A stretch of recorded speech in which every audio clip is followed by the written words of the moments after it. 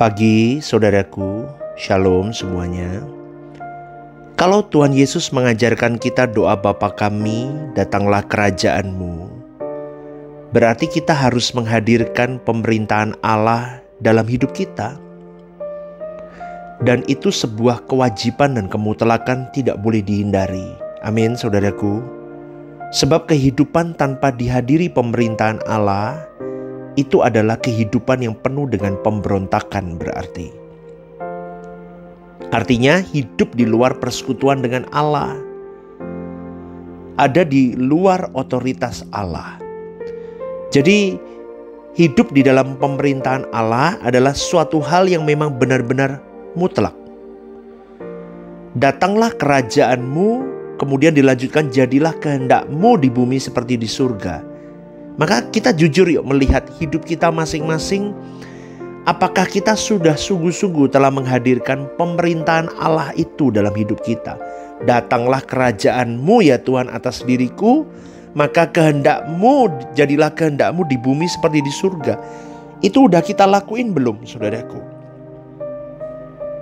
Karena dengan kedatangan Tuhan Yesus Kristus di bumi ini dan kita menerima keselamatan di dalam Dia, maka terbuka kesempatan untuk kita menghadirkan pemerintahan Allah.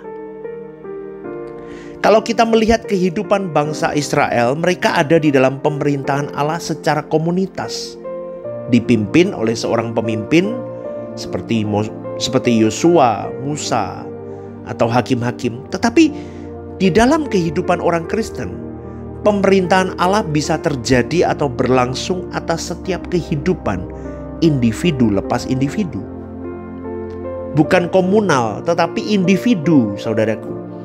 Inilah visi dan misi dari Allah Bapa yang dibawa, yang diemban oleh Tuhan Yesus. Dosa yang memisahkan hubungan antara Allah dan manusia diselesaikan oleh pribadi Tuhan Yesus dengan memikulnya di kayu salib. Membayarnya dengan pengorbanan, penderitaan, darah, dan kematiannya. Sehingga hubungan yang putus antara Allah Bapa dengan manusia bisa dipertemukan kembali. Itulah sebabnya di dalam kehidupan orang Kristen tidak lagi dibutuhkan imam-imam seperti dalam umat PL. Di perjanjian lama dengan bangsa Israel itu. Karena setiap orang percaya adalah imamat-imamat yang bisa berarti hulu balang atau pelayan-pelayan Tuhan. Kalau di PL ada imam-imam yang bisa menjadi perantara antara Elohim Yahweh dengan umat. Tapi di perjanjian baru tidak perlu ada saudaraku. Imam besar kita hanya satu, Tuhan Yesus Kristus. Yang menjadi perantara antara kita secara individu dengan Allah Bapa. Ini yang luar biasa. Coba bayangkan ya saudaraku. Masyarakat Israel pada zaman PL, mereka memandang Allah seperti pungguk merindukan bulan. Tidak bisa tersentuh. Tidak ada yang bisa menemui Allah. Hanya imam besar yang bisa. Itu pun setahun sekali di ruang Maha Suci. Betapa jauhnya itu. Tetapi kedatangan Tuhan Yesus menyelamatkan kau dan saya, yang dapat menghubungkan kembali hubungan antara Allah dan manusia. Dan kedatangan Tuhan Yesus itu bisa membuat sebuah interaksi langsung antara Allah dengan manusia. Itulah sebabnya ia disebut dengan Immanuel, Allah beserta kita, saudaraku. Di dalam Kejadian 3 ayat 8 kita membaca Allah mengunjungi anak-anaknya. Rupanya saudaraku, Tuhan sebagai sahabat, sebagai Bapa mengunjungi Adam. Tetapi Adam yang jatuh di dalam dosa tidak berani berhadapan dengan Allah. Adam bersembunyi. Adam ketakutan dengan Allah. Sehingga Allah harus memanggil Adam. Di taman itu Allah memanggil Adam. Di manakah engkau? Dan setelah itu Adam dihalau dari taman, saudaraku. Dari taman Eden itu. Dan sejak itu manusia tidak bisa berinteraksi langsung dengan Allah. Saudaraku yang dikasihi oleh Tuhan, kedatangan Tuhan Yesus itu memberi akses manusia untuk menemui Allah. Sehingga doa Bapa kami yang berbunyi datanglah kerajaan-Mu itu dapat berlangsung atau terrealisir di dalam kehidupan kita. Tetapi yang menjadi masalahnya adalah apakah kita telah menghadirkan kerajaan Allah itu dalam hidup kita atau tidak.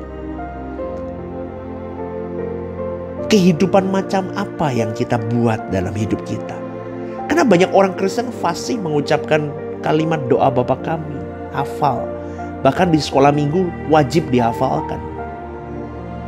Tapi apakah benar-benar mereka mengalami realisasi dari isi doa Bapa kami itu?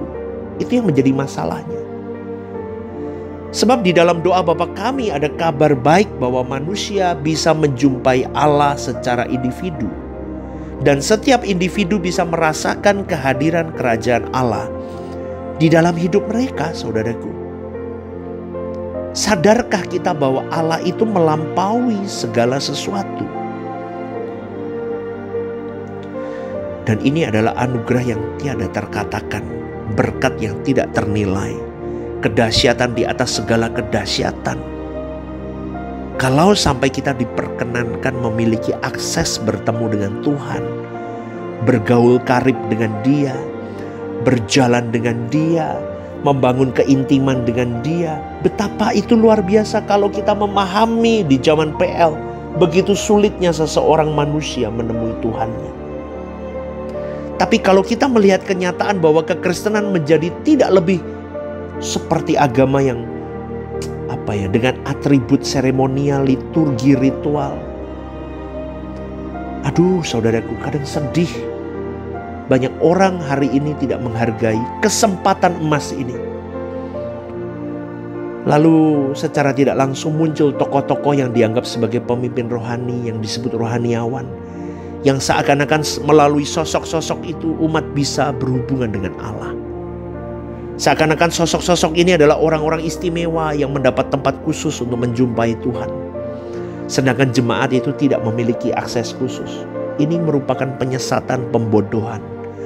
Dan itu yang saya sebut sering sekali dengan pengkultusan, saudaraku. Hati-hati dengan pengkultusan. Hati-hati dengan hal itu. Allah bisa cemburu dengan itu semua. Bukan tidak boleh minta didoakan. Kita memang harus saling mendoakan. Tetapi jangan sampai ada kesan bahwa kita tidak punya akses langsung bertemu Tuhan. Akhirnya kita punya mental block. Kita seakan tidak mampu berdoa sendiri. Kita tidak mampu menjangkau Allah sendiri. Kita tidak mampu untuk menyentuh Allah sendiri. Allah menyediakan akses itu semua kepada siapapun hari ini. Amin, saudaraku. Maka berlatihlah menjumpai Allah. Tolong garis bawahi ini. Berlatihlah menjumpai Allah mulai hari ini. Karena setiap kita harus menyediakan waktu untuk berinteraksi dengan Tuhan. Sebagai tempat untuk kita berlatih memiliki Dia. Setiap kita harus independen dari manusia. Dan dependen terhadap Tuhan. Jadi setiap kita tidak boleh bergantung kepada manusia. Tetapi hanya bergantung kepada Tuhan. Jangan sampai kita bergantung kepada manusia dan tidak bergantung kepada Tuhan.